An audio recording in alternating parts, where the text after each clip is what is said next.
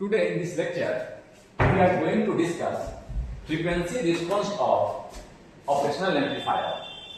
Frequency response, that is variation of, हम लोग क्या पढ़ेंगे? We will study variation of gain with frequency. ये हम लोग अभी देखेंगे. गेन जो है वो फ्रीक्वेंसी से वैरी करेगा. ये हम लोग अभी स्टडी का हम लोग का ऑब्जेक्टिव रहेगा.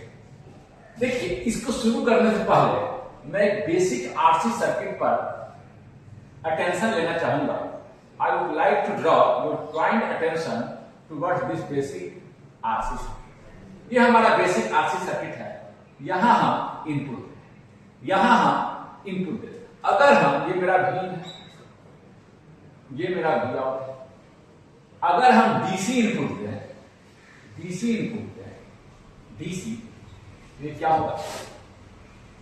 ये आपका कुछ समय के बाद capacitor will take some time to charge depending upon this RC value, time constant, और ये चार्ज होकर आपको V out is equal to V in. Time के साथ खिंचाऊंगा, टाइम के साथ V out is equal to आपका लगभग V इन के बराबर. जो V इन था ये ट्रांजिएंट के बाद ये आपका, मान लीजिए कि इसको बोलते हैं steady state. Steady state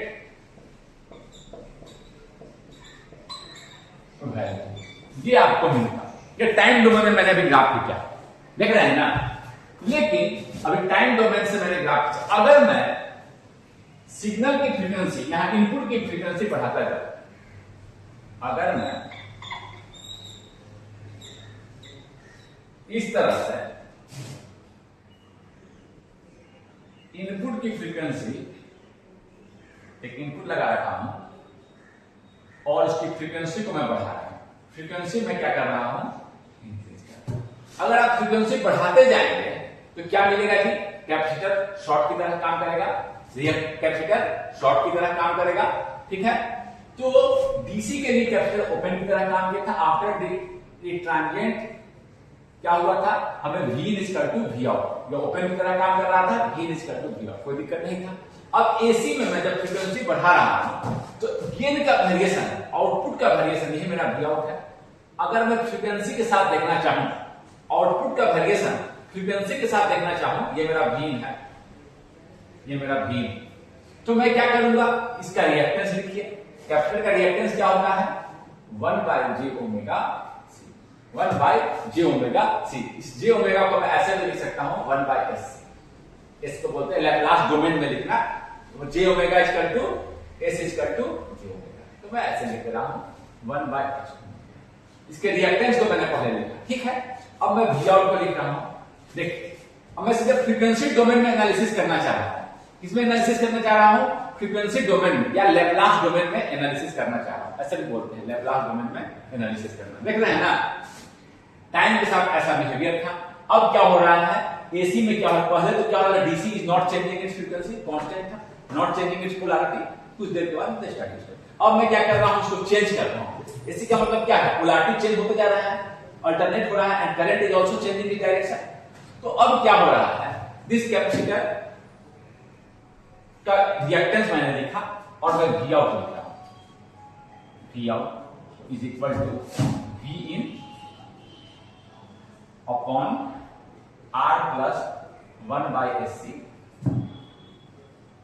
current हो गया into 1 by SC. Laplace domain में बहुत बार ऐसे करके लिखता है, बगल में SC लिख देता है, बट मैं नहीं लिखता. समझ रहे हैं? टाइम में नहीं है ये फ्रीक्वेंसी डोमेन में. समझ रहे हैं? टाइम के साथ ग्राफ नहीं लिख रहा हूं मैं, फ्रीक्वेंसी के साथ लिख रहा हूं. ऐसे लिख भी सकते हैं, मैं नहीं लिख रहा हूं. आप समझ के बात को. क्या आ जाएगा? V in equal to V out equal to V in SRC plus 1. SC will go above, SC numerator and denominator will cancel. ये मुझे मिला, कोई दिक्कत?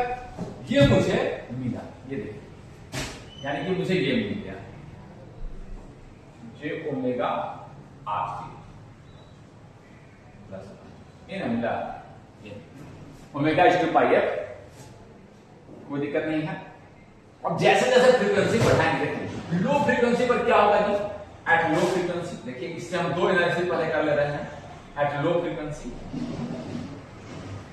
एट लो फ्रीक्वेंसी क्या होगा, V out is equal to, ये लो फ्रीक्वेंसी पर क्या होगा, ओमेगा लो है, ये पार्ट क्या होगा, नेग्लिजिबल होगा, ये पार्ट क्या होगा, नेग्लिजिबल होगा, ये पार्ट क्या होगा, नेग्लिजिबल होगा। V out इज लगभग equal to V in by almost negligible, इसको ये लो है, ये पार्ट लो है, ओमेगा इज क्वाइट लो, ये लो है, तो लगभग क्या हुआ है, देखिए V out equal to V at low frequency, omega बिल्कुल जीरो हो जाता, डीसी हो जाता, तो V out equal to V, देखिए टाइम डोमेन में मिला, टाइम डोमेन में मैंने दिखाया।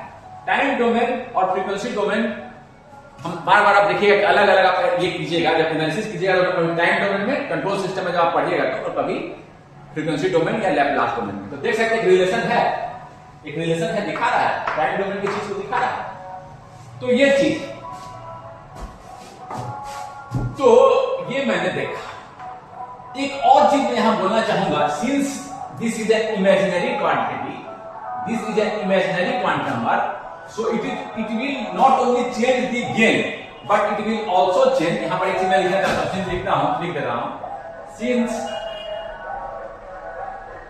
V out, या एक चीज और करके लिख दीजिए, ज्यादा अच्छा रहेगा कि ऐसे लिख दीजिए, लिख दिया है ना, एट लो फ्रीक्वेंसी गेन के टर्म में लिख दीजिए V out upon V in, gain हो गया 1 बाय जे ओमेगा आरसी को मैं नेग्लेक्ट कर रहा हूं, ऑलमोस्ट जीरो, इसको नेग्लेक्ट कर रहा हूं 1 के कंपैरिजन में, इज ऑलमोस्ट 1। गेन क्या है मेरा इस सर्किट का, ऑलमोस्ट 1, यानी कि V out is equal to V, यही कह रहा हूं मैं।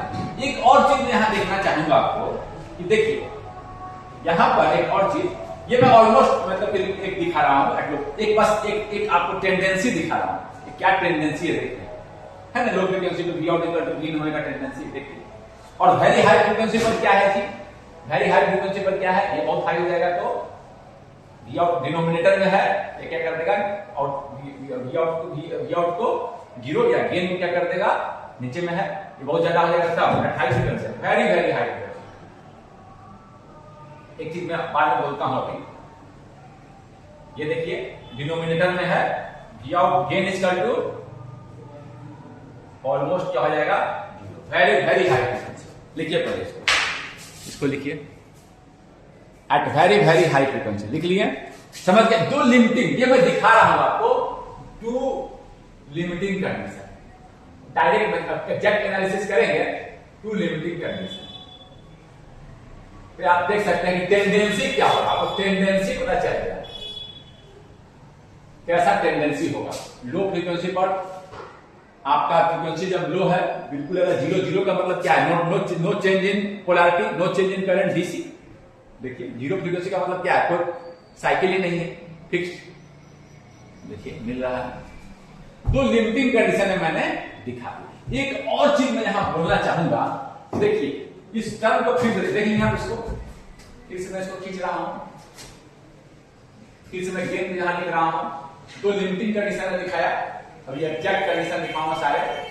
V out upon V in, बहुत बार ऐसे करके लिख देता है, लैप्लास डोमेन में है तो यस, लेकिन अभी मैं नहीं लिख रहा हूं, समझा दे रहा हूं, बता दिया हूं, मतलब टाइम में नहीं है, सारा कुछ लैप्लास में लिखा हुआ है, 1 by S R C plus, यहाँ एस को मैंने क्या लिखा है, J omega R C plus, ऐसे भी करता है फ्रीक्वेंसी डोमेन, एफ भी लिख देगा फ्रीक्वेंसी डोमेन में, समझ के बाद इससे आपको कंफ्यूज नहीं होगा, frequency to omega equal to pi है, तो ये आपका ये केवल ना, ये इमेजिनरी नंबर है, एक इमेजिनरी क्वांटिटी है, इट विल, इमेजिनरी नंबर क्या देता है जी, 1 प्लस आई, अगर कोई नंबर है इस तरह से इमेजिनरी, कॉम्प्लेक्स नंबर है, कॉम्प्लेक्स नंबर है, कॉम्प्लेक्स क्वांटिटी, इमेजिनरी भी है, रियल भी है, तो क्या देता है आपका, इसका मैग्नीट्यूड भी होता है, मान लीजिए कि एक्स एक नंबर है, तो मैग्नीट्यूड ऑफ एक्स हो जाएगा real part plus imaginary part का स्क्वायर रूट 2, और इसका फेज भी होगा, फेज क्या होगा, tan इनवर्स इमेजिनरी पार्ट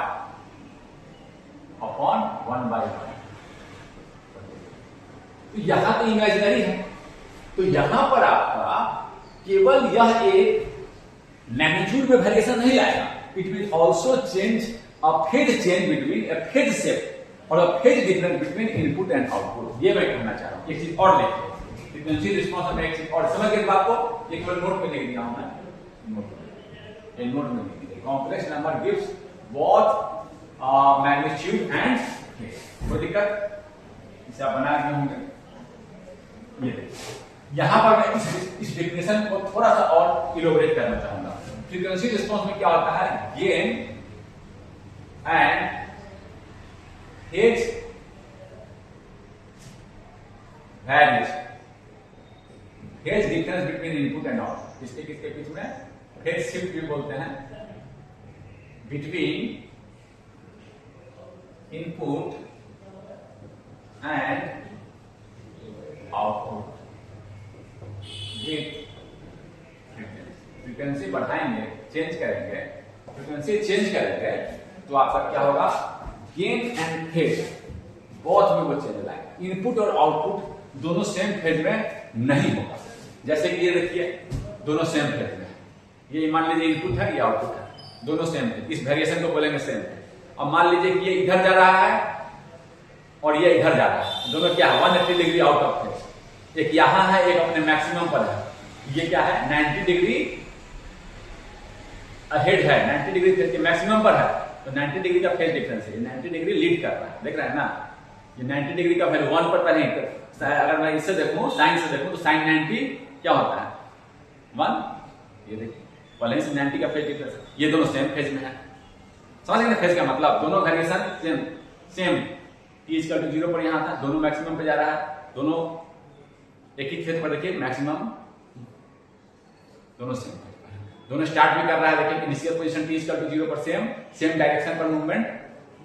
ये देखिए ये इधर जा रहा है, ये अगर इधर जा रहा है 180 डिग्री। समझ गए बात को?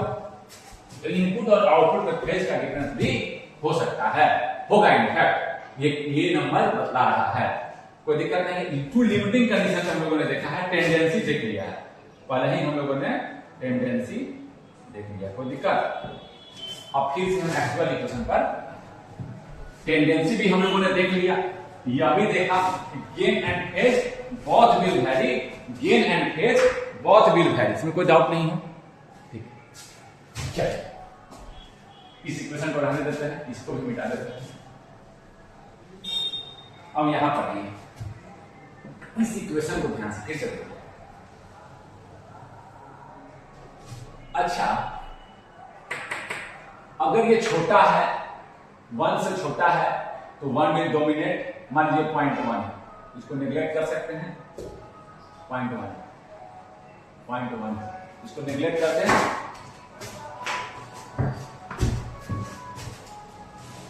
0.1 ये वाला पार्ट 0.1, तो इसको नेग्लेक्ट कर दिया 1 की तुलना में। ये छोटा है अगर 1 से, तो इसको नेग्लेक्ट करते हैं। ये 1 से ज्यादा है तो इसका इफेक्ट डोमिनेट करने लगेगा और हम ये गेन को दिखेंगे। ऐसा हम डिसीजन ले सकते हैं 1 पर। 1 से अगर छोटा है तो इसको हम इसके तुलना में नेग्लेक्ट किए, गेन इज ऑलमोस्ट कांस्टेंट। 1 से ज्यादा है then will dominate and gain will start, its effect will start dominating, ये मैं कहना चाहता हूं। तो इस चीज को मैं थोड़ा सा डिसीजन पॉइंट 1 पर बनाता हूं। डिसीजन पॉइंट में 1 पर बनाता हूं, 1 पर जे ओमेगा आर सी, चलो इमेजिनरी नंबर है तो मैं मैग्नीट्यूड की बात कर दे रहा हूं, जहां 1 है, यानी कि ओमेगा आर सी जहां 1 है, ओमेगा किस पर होगा, वो इस फ्रीक्वेंसी को जहां मैं बोल दिया ओमेगा, जहां ये 1 हो रहा है उस फ्रीक्वेंसी को मैं नाम दे रहा हूं at this omega, omega H का एच, या cut off frequency at omega H is equal to 1 by R. इस फ्रीक्वेंसी का मैं नाम दे दिया कट ऑफ फ्रीक्वेंसी, या इसी फ्रीक्वेंसी को बोल सकता हूं ब्रेक पॉइंट, ब्रेक फ्रीक्वेंसी, जहां पर मैंने डिसीजन ले रहा हूं इससे ये कम है, 1 से कम है तो इसका इफेक्ट नेग्लिजिबल है, 1 से ज्यादा है तो इसका इफेक्ट डोमिनेटिंग है, गेन को घटाएगा। 1 से कम है तो माने गेन ऑलमोस्ट कांस्टेंट रहेगा, 0.1 0.1 0.001 अगर कम है तो नेग्लेक्ट कर सकते हैं। 1 से ज्यादा है 10 20 50 100 तो इसको नेग्लेक्ट नहीं कर, इसका इफेक्ट डोमिनेट कर रहा है, गेन को घटाने नहीं। 1 से छोटा है तो इसके इफेक्ट को नेग्लेक्ट कर सकते हैं। 1 पर ही हम यानी कि डिसीजन ले रहे हैं, किसी फ्रीक्वेंसी पर। कहां डिसीजन ले रहे हैं, इस फ्रीक्वेंसी इस फ्रीक्वेंसी को पोल फ्रीक्वेंसी भी बोलते हैं। पोल एस करके आप देखिएगा कंट्रोल सिस्टम में एस डोमेन में अगर ऐसे निकाले हैं, डिनोमिनेटर को जीरो कर जो वैल्यू निकाले हैं इस तरह से, अगर एस के टर्म लिखते हैं जो ओमेगा इक्वल टू एस, जो omega equal to S equal to -1 और एस इक्वल टू -1/r। यहां तो मैं केवल मैग्नीट्यूड की बात कर रहा हूं। ऐसे अगर आप कंट्रोल सिस्टम में पढ़िएगा तो इसको पोल भी बोलते हैं, पोल पोल, और इस फ्रीक्वेंसी को बोल सकते हैं पोल फ्रीक्वेंसी, फ्रीक्वेंसी पोल फ्रीक्वेंसी। समझ गया? इसको बोलते हैं पोल का लोकेशन। कंट्रोल सिस्टम में पढ़ेंगे पोल भी इसको बोलते हैं, लेकिन हम क्या बोल रहे हैं अभी? Cut off frequency, break frequency, कौन सा फ्रीक्वेंसी है? यहां से मेरा कैसे निकाले हैं?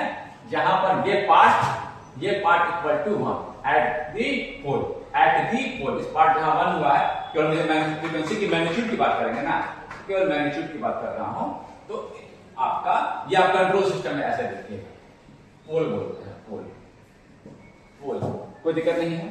Break frequency, cut off frequency, कोई दिक्कत नहीं है। समझ गए इस बात को? इसको हम पोल भी बोलते हैं, डिटर्मिनेशन ऑफ पोल, पोल का लोकेशन कहां है, ठीक है, उससे ओमेगा निकाल लीजिए। इस तरह से जब डिनोमिनेटर को जीरो करके निकालते हैं, एस का वैल्यू जो ये आपका जो ओमेगा क्या है एस, तो उसको पोल भी बोलते हैं कंट्रोल सिस्टम में। आप ऐसा करेंगे, हम तो केवल क्या किए हैं, S equal to J omega रखकर आपको ये फ्रीक्वेंसी, इस फ्रीक्वेंसी का नाम दे दिए, at this frequency is called as, इसका एक नाम दे दिए, एस लगा दिए। इस फ्रीक्वेंसी को क्या नाम दे दिए? इस फ्रीक्वेंसी का नाम दे दिए ब्रेक फ्रीक्वेंसी, और इसको इस तरह से दिखा दिए। इस फ्रीक्वेंसी का नाम दे दिए और इस स्पेशल फ्रीक्वेंसी का नाम दे दिए ओमेगा एच, इस स्पेसिफिक फ्रीक्वेंसी का नाम दे दिए ओमेगा एच। कोई दिक्कत? Omega H break frequency. और क्यों कह रहे हैं इसकी भी आप थोड़ा सा हम तुलना कर रहे हैं। क्यों कह रहे हैं सर आप इसको ब्रेक फ्रीक्वेंसी? देखिए अब मैं अगर प्लॉट करूं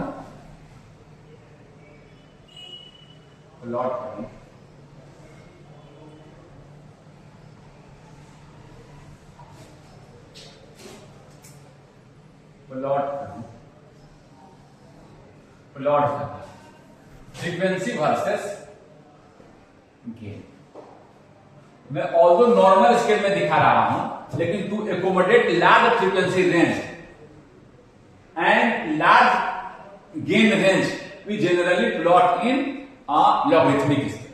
इसको लॉग में डीबी में करते हैं, और फ्रीक्वेंसी का स्केल भी हम आप लॉगरिथमिक स्केल पर प्लॉट करते हैं। समझे बात को? क्यों? क्योंकि देखिए आपको 10 हर्ट्ज भी मान लीजिए दिखाना है और 1 मेगा हर्ट्ज भी दिखाना है, कितना बड़ा ग्राफ लगेगा, समझ सकते हैं आपको?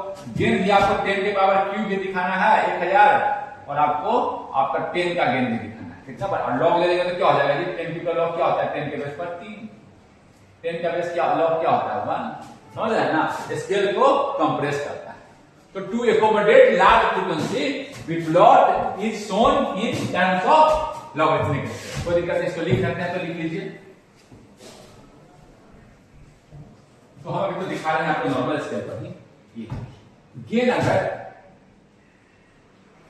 ऑलमोस्ट कांस्टेंट था 0 फ्रीक्वेंसी पर, इसी प्लॉट को मैं दिखा रहा हूं। हमारा गेन देखिए लिफ्टिंग कंडीशन पर देखे थे, अगर ये पार्ट नेग्लिजिबल है तो गेन क्या था? 1। चलो मेरे यहां 1 है, और फिर क्या था? यहां से आपका क्या हुआ गेन? मान लीजिए ऐसे घटना शुरू किया, ये वो फ्रीक्वेंसी है इसे मैंने कहा है फ्रीक्वेंसी ओमेगा एच बोले हैं, फ्रीक्वेंसी बोलेंगे तो एफएच बोलेंगे तो इसी में एफएच लिख दीजिए 1/2π r। ब्रेक फ्रीक्वेंसी इसको मैं बोल दिया ओमेगा एच को बोला हूं FH, break frequency omega H, और इस फ्रीक्वेंसी तो रिलेटेड है ना FH. Omega equal to 2π omega equal to 2π omega H equal to, यानी क्या लिख सकते हैं? 2π एफएच ही ना लिख सकते हैं इसको, equal to 1/r। FH equal to 1/2π r। कोई दिक्कत? हमने बात को ये लिखे यहां पर, ये लिखे हैं, समझा दिया यहां पर, ठीक है ना? इसी को बोले एफएच को ब्रेक फ्रीक्वेंसी या कट ऑफ फ्रीक्वेंसी। ये देख रहे हैं आपको, ये देख रहे हैं, यही फ्रीक्वेंसी जो है इसी को मैं बोल रहा हूं ब्रेक फ्रीक्वेंसी। ये देखिए डिक्रीज करने लगा, गेन है। अगर यहां पर मैं एक चीज दिखा दूं, मैंने क्या बोला? गेन को जनरली किस स्केल में दिखाते हैं हम लोग? डीबी के स्केल में। तो डीबी में कैसे कन्वर्ट करते हैं? 20 लॉग गेन दिखाना है, गेन को ऐसे दिखा दे रहे हैं या 20 लॉग, चलो यहाँ पर ऐसे नहीं लिखते आपको कंफ्यूजन हो जाए, गेन को ए से भी लिखते हैं, कोई दिक्कत ये। तो यहाँ मेरा ये अगर डीबी स्केल में लिखते 1 कितना होता है जी 0 डीबी, अगर 0 डीबी लिख देता था मतलब मुझे गेन 0 है, 1 इसका क्या हो गया 0 डीबी।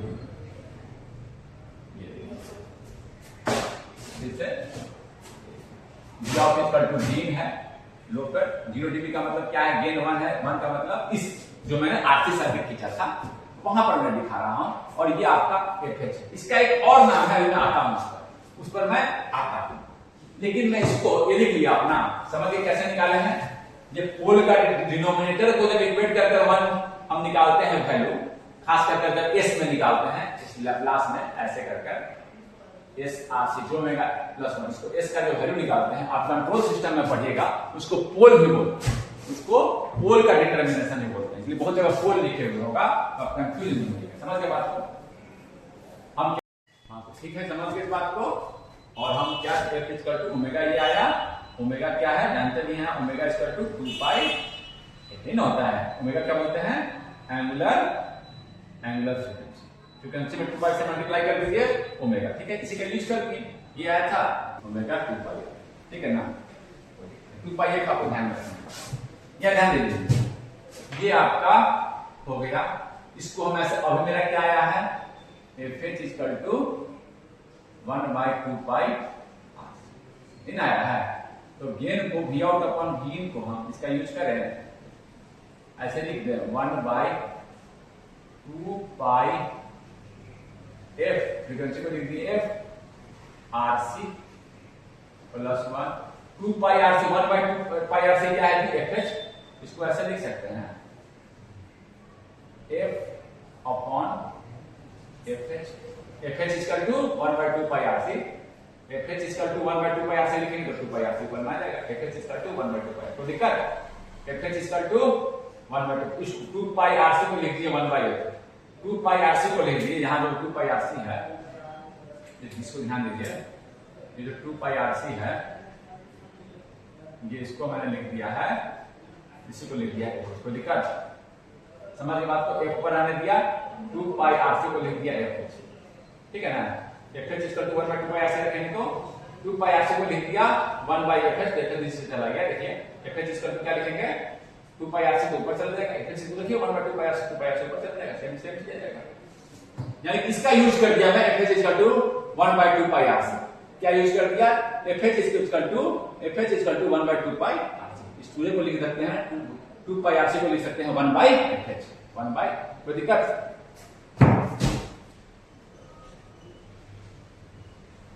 इसका यूज किया एफ एच इक्वल टू 1/2 पाई, थोड़ा सा इसको लिखना। अब देखो मैग्नीट्यूड की मैं बात करूं, magnitude of the gain, magnitude और फेज दोनों है इसमें। मैग्नीट्यूड की मैं बात करूं तो क्या आएगा मैग्नीट्यूड की, imaginary part square upon real part square, देख सकते हैं एफ अगर एफ एच से छोटा है तो इसको निग्लेक्ट कर सकते हैं, डिनोमिनेटर बड़ा है और न्यूमिनेटर छोटा है, एक है मान लीजिए 10, ये छोटा है, नेगलेक्ट कर सकते हैं, एक बार 10 का स्क्वायर नेगलेक्ट कर गेन देखिए क्या हुआ ऑलमोस्ट कांस्टेंट। अब ये जब इससे ज्यादा हो जाएगा, ये क्या है इससे ज्यादा हो जाएगा, इसका तो ये डोमिनेट करने लगेगा, इसको नेगलेक्ट नहीं कर सकते हैं, ठीक है ना, इससे ज्यादा वही बात निकाले हैं 1 पर डिसीजन, वही यहां से आ रहा है। एफ अगर छोटा है एफ से, ये बात क्या है 1 मान लीजिए कोई चीज के ऊपर बड़ा है नीचे छोटा है, नीचे ऊपर छोटा है नीचे बड़ा है, 1/10 छोटा हो गया ना, 1/10 ये छोटा है ये बड़ा है, 1/10 का स्क्वायर कर दिया और छोटा हो गया, ये देखिए इसको नेगलेक्ट कर दिए 1/1, लेकिन जब ये ज्यादा हो जाएगा इससे तो इसका इफेक्ट डोमिनेट करने लगेगा, समझ गए बात। अब देखिए तो मैग्नीट्यूड लिखे, लेकिन फेज भी तो लिख सकते हैं, फेज इनपुट आउटपुट में फेज का भी डिफरेंस होगा, क्योंकि यह इमेजिनरी क्वांटिटी है, सॉरी कॉम्प्लेक्स नंबर है, तो इसको हम डिनोमिनेटर में फेज कैसे लिखते हैं जी, माइनस ऑफ tan इनवर्स, नीचे था ना imaginary part upon real part,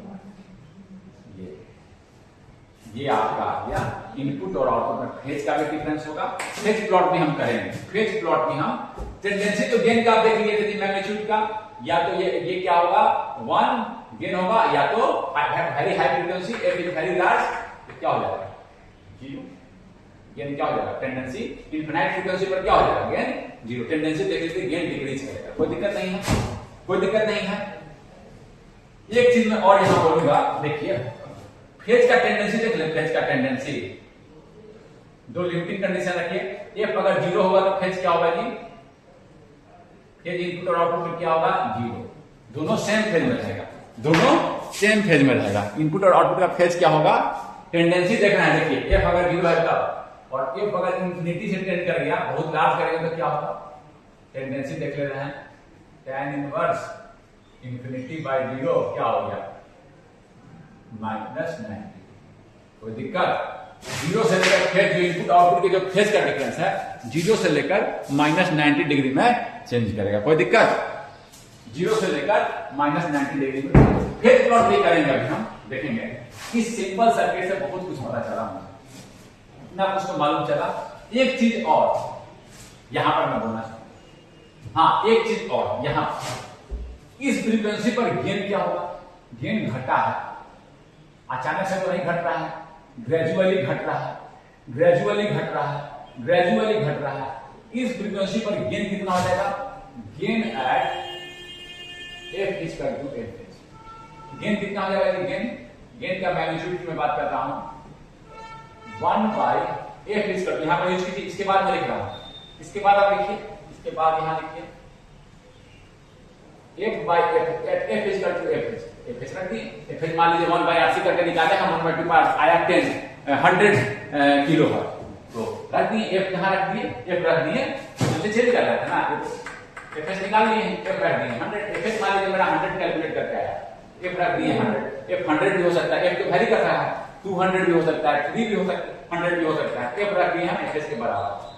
अगर 100 था तो 100 ही रख दिए, उसको मैं दिखा रहा हूं, कुछ नोटेशन दे रहा हूं, जितना था उतना रख दिए, यही मैं कह रहा हूं, F H bye square plus 1, ये कितना हो जाएगा जी, 1 बाय, और 1/√2 का जब हम यानी कि ये जो गेन हो जाएगा कितना हो जाएगा यहाँ पर जी, यहाँ पहले 1 था, अब घटते घटते कितना हो जाएगा इस पॉइंट पर जो गेन होगा 1/√2, और इसको डीबी में लिखे हम 20 लॉग, इसी गेन को, इस फ्रीक्वेंसी पर जो गेन को लिखे कितना आया है 1/√2, डीबी में अगर इसको हम लिखें तो ये आता है -3 dB।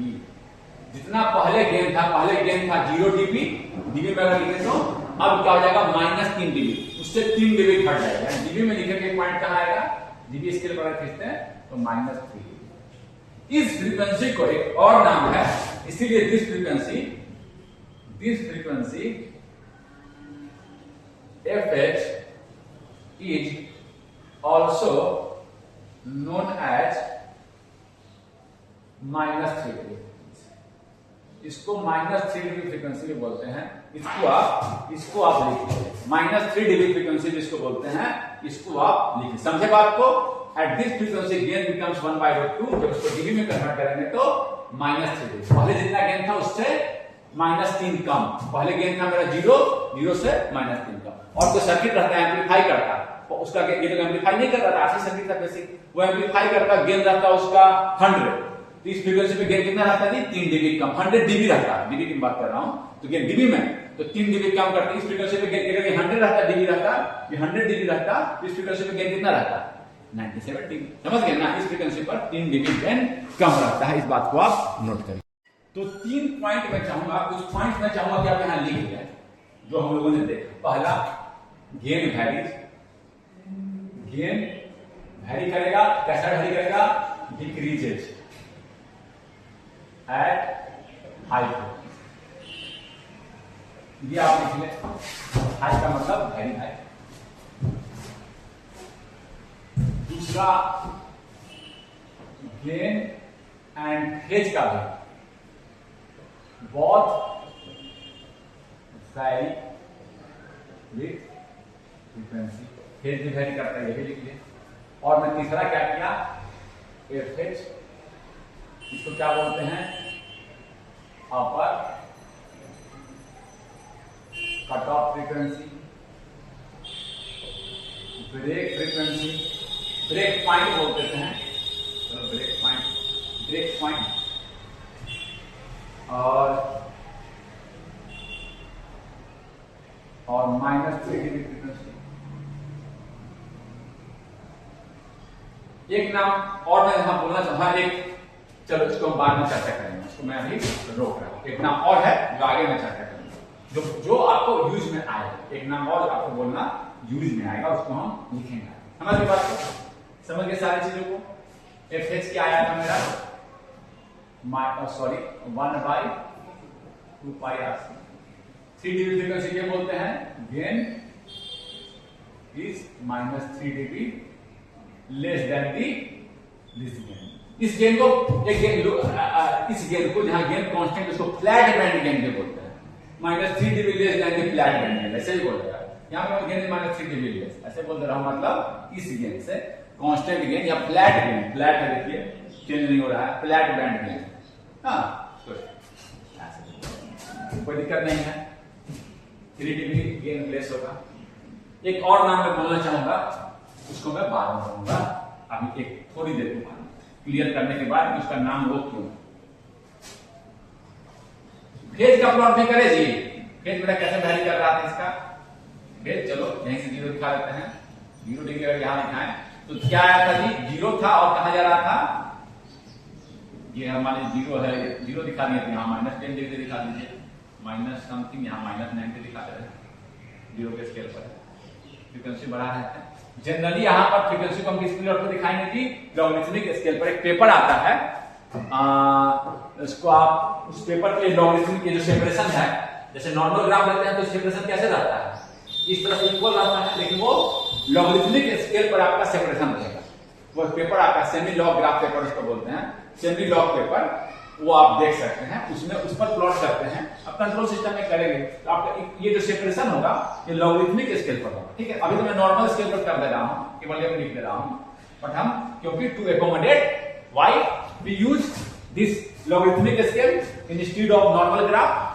नॉर्मल ग्राफ में क्या आता है? सारा सेपरेशन देखे होंगे, इस तरह से सेपरेशन बराबर रहता है, ठीक है ना। लेकिन ये वहां पर आपका इस पेपर पर लॉगरिथमिक स्केल पर सेपरेशन रहेगा। क्यों? क्योंकि log can accommodate large range, logarithmic scale can accommodate large. तो मैं नॉर्मल स्केल पर ही तो दिखा रहा हूं, कोई दिक्कत नहीं है, और उसको भी नीचे देख सकते हैं लॉगरिथमिक स्केल, जो भी स्केल हो उसको कोई दिक्कत फिलहाल मुझे अभी नहीं है।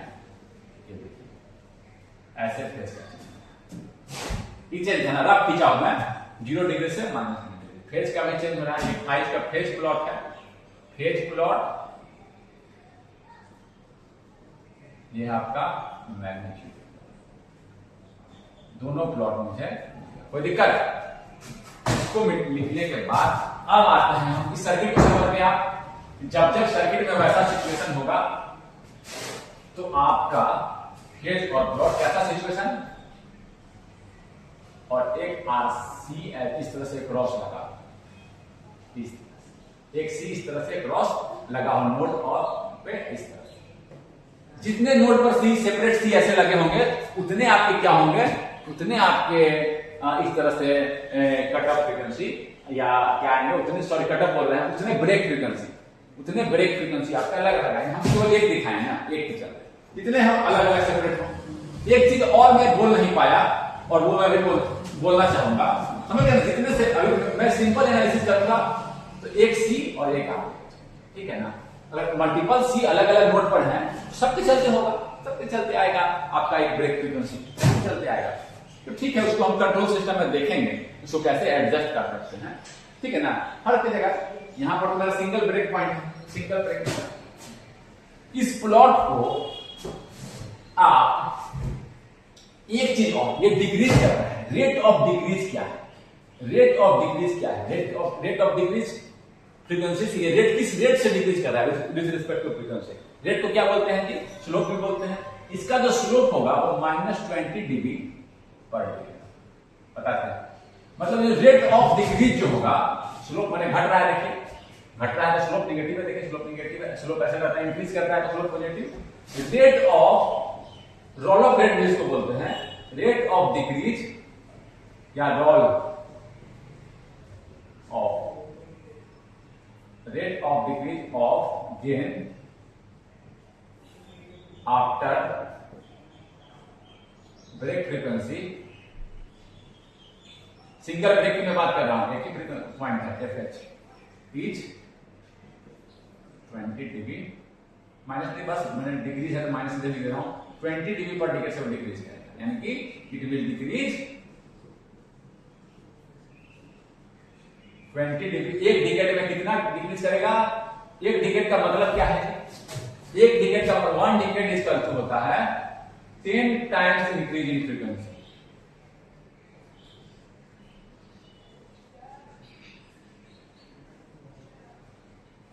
यानी कि F2 इसका जो F1 है वो 10 होगा, और मतलब देखिए इससे यही समझेगा, यहां पर है ये मान लीजिए कि है 10, तो एक डिकेड में कितना होगा? एक डिकेड में 10 टाइम सकते हैं तो 100, तो 100 पर जब जाएंगे तो कितना घट जाएगा? पहले से 20 डिग्री, यानी एक डिकेड में कितना? ये मान लीजिए 10 है, अब ये एक डिकेड का अंदर आ गया, ये हो गया 1 डिकेड। 10 टाइम इंक्रीज किए, कितना घटेगा? पहले था 0 डिग्री ना, डिग्री में कितना था? 0 डिग्री ना, तो कितना हो जाएगा एक डिकेड के बाद? -20 डिग्री। डिग्री स्केल में अलग दिखा रहा हूं, ये स्केल पर नहीं है, ये मैं एक डिग्री में, एक डिकेड में वो, जैसे एक डिकेड में इसका मतलब कितना हो गया? अगर F1 है आपका 50 हर्ट्ज, तो एक डिकेड चेंज में F2 क्या होगा? फॉर 1 डिकेड 10 से गुना करके 500 हर्ट्ज फॉर 1 डिकेड। इसको बोलते हैं एक डिकेड का चेंज। ये है 100 है, तो अगर 100 है एक डिकेड का चेंज कहां पर देखेंगे? 100 से 10 से गुना करके 1000। 100 और 1000 के बीच में कितने का कितना है? 1 डिकेड। समझ गए बात को? 1 डिकेड 10 टाइम्स इंक्रीज को बोलते हैं। यहां पर देख लीजिए 10 है तो 100 रहेगा, तो यहीं से देख लेंगे सर 20 डिग्री पर डिकेड से लेकर यहां पर मान लीजिए 100 रखता, तो एक डिकेड बाद कितना रहता? -20 घटा देते हैं, तो कितना रहता जी? एक डिकेड पर डिकेड में 20 घट रहा है, कितना रहता? 100 रहता वहां, तो फ्रीक्वेंसी पर 100 रहता। ये नंबर नहीं है, केवल एग्जांपल समझाने के लिए, इसको ये मत भूलिएगा, नंबर से समझना आसान रहता है, जस्ट फॉर इलस्ट्रेशन है, इलस्ट्रेशन, इसको जस्ट इलस्ट्रेशन के लिए हम नंबर देते हैं। अगर मान लीजिए यहाँ 80 रहता, एक डिकेड के बाद कितना रहता जी? 80 रहता है यहां पर, एक डिकेड के बाद कितना रहता?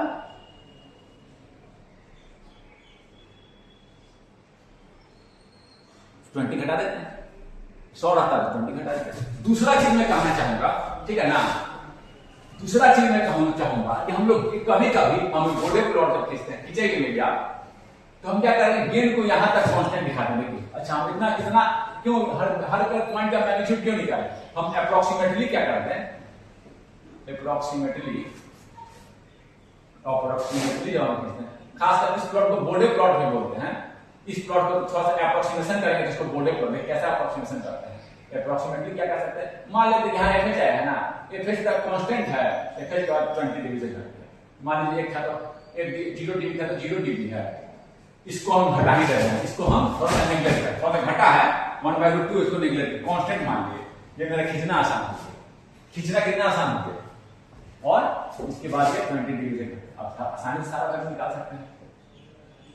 ये इस प्लॉट को जब हम अप्रोक्सीमेटली ऐसे खींचते हैं तो इसको हम बोर्डे प्लॉट भी बोलते हैं, बोर्डे प्लॉट भी बोलते हैं। आगे हम देखेंगे इस प्लॉट का यूज करें, आप कहेंगे सर क्या यूज है अप्रोक्सीमेटली, तो अप्रोक्सीमेटली मुझे मालूम चल गया प्लॉट का सारा गेन कैसे वेरी करेगा। और दूसरा हम केवल देखें अच्छा एफएस कहां मिलेगा, नहीं अच्छा ये है, उससे पहले कांस्टेंट प्लॉट। और दूसरा हम देखेंगे एक चीज में और इसका यूज करेंगे आप स्टेबिलिटी देखने के लिए, उस समय बहुत हैंडी टूल होगा, बहुत आसानी से हम देख पाएंगे, इसकी चर्चा करेंगे स्टेबिलिटी कैसे देखते हैं गेन और फेज प्लॉट से। ये चर्चा is a part of separate lecture, but यहां पर हम इस तरह से अप्रोक्सीमेट प्लॉट खींच रहे हैं, इसको हम बोर्डे प्लॉट भी बोलते हैं।